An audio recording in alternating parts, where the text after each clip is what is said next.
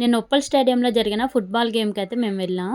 Messy and Revanth Reddy గారు football game ఆడారు కదా, అందుకోసమని పిల్లల్ని అయితే తీసుకువెళ్ళాం. మా పిల్లలు అయితే చాలా బాగా ఎంజాయ్ చేశారండి. వాళ్ళకి కూడా స్వీట్ మెమరీగా ఉంటుందని నేను ఈ వీడియో అయితే తీసాను.